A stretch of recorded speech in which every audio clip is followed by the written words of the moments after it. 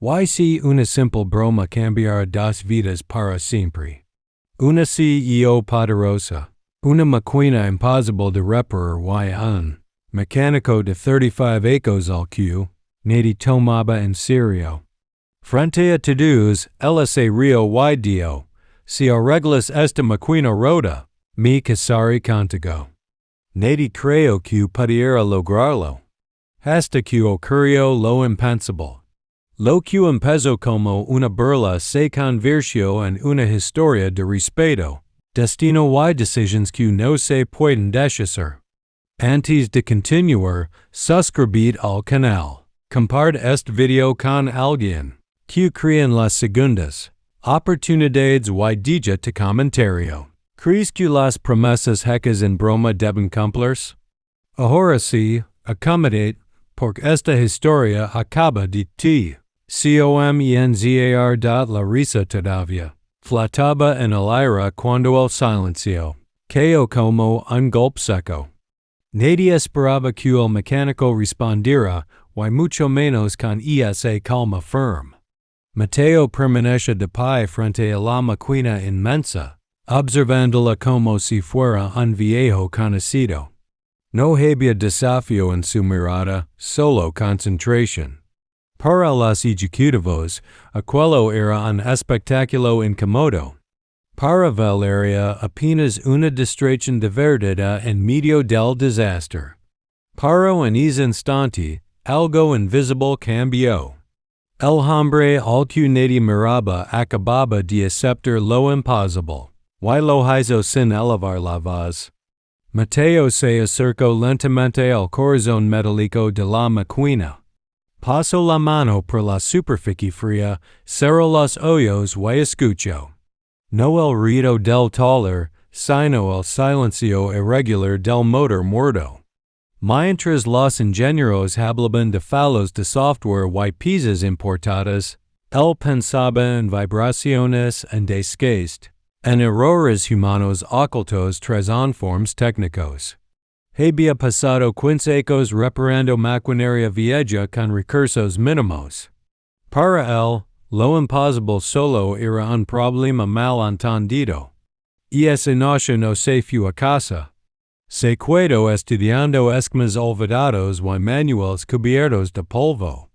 Valeria observaba desde su oficina acristalada.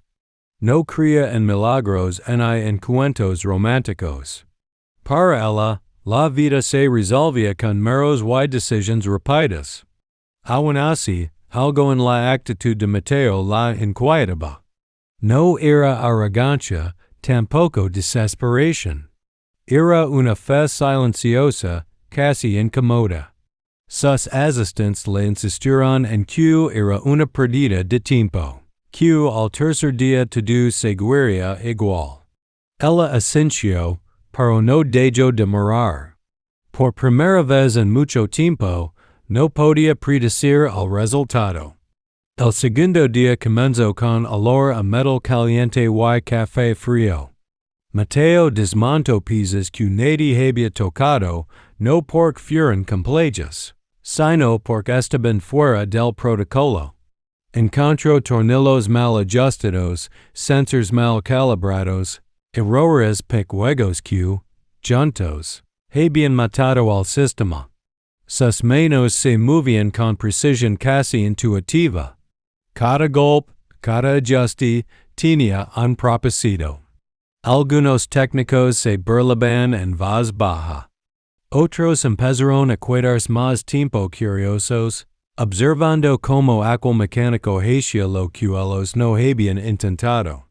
Mientras tanto, Valeria empezó a recordar su propia historia. También ella había escuchado risas cuando propuso ideas que parecían imposibles. Se sorprendió identificándose con ese hombre cubierto de grasa. Sin querer, vio al taller. No habló. Solo se quedó a unos metros, observando cómo Mateo murmuraba para sí mismo, como si conversara con la máquina. En ese momento dejó decir una broma. Se convirtió en una apuesta silenciosa contra su propio escepticismo. Al caer la noche del segundo día, Mateo cometió un error. Un sonido seco, un chispazo, y todo quedó a oscuras. El taller entero se paralizó. Algunos negaron con la cabeza, convencidos de que había terminado el intento.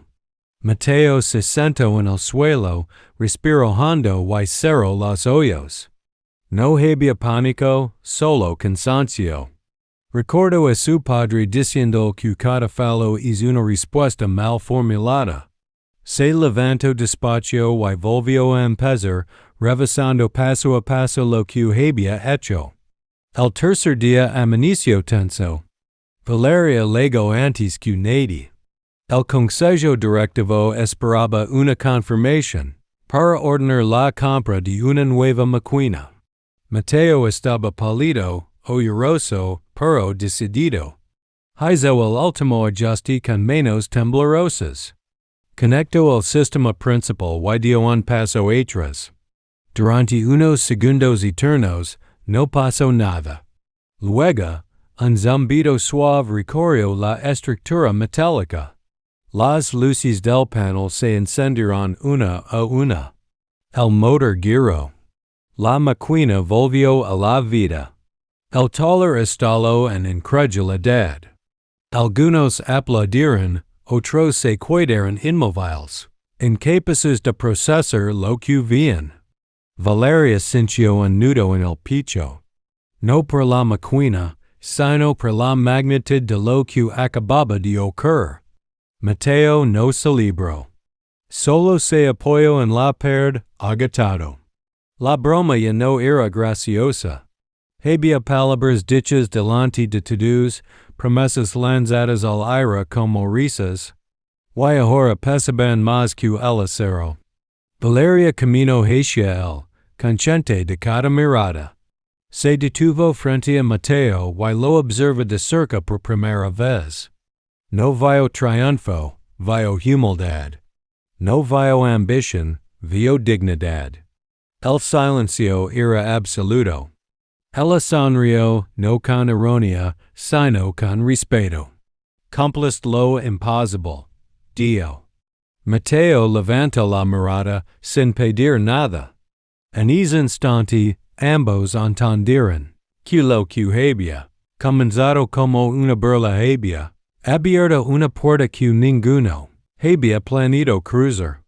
La máquina seguía funcionando, pero nadie prestaba atención a su sonido perfecto. Algo más grande había sido reparado ese día. El valor de un hombre, la mirada de una mujer acostumbrada al control, y la idea de que el destino a veces responde cuando alguien se atreve a decir dim tres días. Y aunque nadie lo sabía esa promesa lanzada, como una broma estaba a punto de cambiar dos vidas para siempre. Taller volvió lentamente a su rutina, pero nada era igual. La máquina funcionaba mejor que antes. Los números comenzaron a recuperarse y los informes hablaban de eficiencia récord. Sin embargo, el verdadero cambio no aparecía en las gráficas, sino en las miradas. Mateo siguió trabajando como siempre, sin exigir reconocimiento ni beneficios inmediatos. Cada vez que Valeria, en cambio, no pudo volver a verlo como un simple mecánico. Había una pregunta silenciosa suspendida entre ambos. Los rumores comenzaron a circular. Algunos decían que la CEO cumpliría su palabra. Otros se burlaban asegurando que todo había sido solo una frase sin peso real. Valeria escuchaba sin intervenir. Aquella promesa la perseguía más de lo que estaba dispuesta a admitir. No porque sintiera obligación, sino porque había descubierto algo que había olvidado con los ecos. Admiración genuina. Mateo no la había impresionado con discursos ni estrategias, sino con constancia, humildad y coraje. Una tarde, Valeria llamó a Mateo a su oficina. No había asistentes, no había testigos. Solo dos personas de mundos opuestos sentadas frente a frente. Ella fue directa. La preguntó por qué había aceptado el rito. Mateo respondió con honestidad, no por la broma, no por ella, sino por nadie había escuchado a la máquina como él. Dio que arreglarla era una cuestión de orgullo, de respeto por su oficio. Y esa respuesta la desarmó más que cualquier declaración romántica. Valeria la ofreció un puesto fijo, un salario que duplicaba lo que ganaba y acceso a formación internacional. Mateo aceptó, agradecido, pero sin perder la calma. No pidió más, no mencionó la promesa. Y silencio habló por él. Valeria comprendió. Entonces que el verdadero valor de Mateo estaba en que no esperaba nada a cambio. La idea del matrimonio dejó de ser una broma y se transformó en una pregunta personal, que no podía ignorar. Con el paso de las semanas, comenzaron a hablar más. Conversaciones breves al principio, luego más largas. Descubrieron historias compartidas de lucha, de noches sin dormir, de decisiones tomadas contra la opinión de todos. Valeria se permitió bajar la guardia. Mateo, sin darse cuenta, se convirtió en un refugio tranquilo en medio de su vida acelerada. No hubo gestos exagerados, solo presencia constante. El respeto creció antes que cualquier sentimiento. Un día, durante una reunión importante, la máquina volvió a fallar, aunque esta vez fue un problema menor. Sin dudarlo, Valeria interrumpió la junta y pidió a Mateo que se encargara. Lo hizo delante de todos, con plena confianza. Él resolvió el problema en minutos. El consejo directivo observa en silencio. En ese instante, Valeria entendió que no solo había recuperado una máquina, sino a una persona en la que podía confiar sin reservas. Y esa noche, Valeria invitó a Mateo a cenar. No como CEO, no como mecánico. Solo como dos adultos hablando de la vida. Fue una conversación sencilla, honesta, sin máscaras. Valeria habló de su soledad, de la prisión constante, del miedo a mostrar debilidad. Mateo habló de su familia, de su padre, de lo que significa construir algo con las manos. No hubo promesas, solo comprensión. Y eso fue suficiente para que algo profundo naciera entre ellos. Semanas después, Valeria reunió a todo el personal en el taller. La máquina funcionaba a pleno. Ella tomó el micrófono y habló de compromiso y de reconocer el talento sin importar el cargo. Luego miró a Mateo y recordó la frase que había dicho como una broma. El taller quedó en silencio absoluto. Valeria respiró hondo y dijo que algunas palabras, cuando se dicen en público, merecen ser honradas de corazón. Mateo no se movió. No esperaba un espectáculo. Valeria se acercó a él, no como una ejecutiva poderosa, sino como una mujer sincera. Dijo que no le debía un matrimonio, pero sí una verdad. Y la verdad era que admiraba al hombre que había hecho lo imposible sin pedir nada.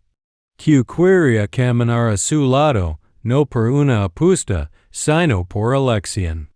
Mateo la miró, emocionado, y sintió con una sonrisa tranquila. La historia se extendió más allá de la fábrica. No como un escándalo, sino como un ejemplo. Un mecánico que confió en su habilidad. Una CEO que aprendió a escuchar. Dos personas que descubrieron que el respeto puede convertirse en amor cuando se le da tiempo. La máquina siguió funcionando, pero ya no era el centro de la historia. Lo era la lechen que dejo, a veces. Las promesas dichas en broma despiertan verdades que cambian vidas. Y así, lo que comenzó con una risa terminó con un nuevo comienzo. No hubo finales perfectos y hay cuentos dejados exagerados. Solo dos personas creciendo juntas. Porque lo imposible no siempre se rompe. A veces solo espera que alguien se atreva a creer en ello.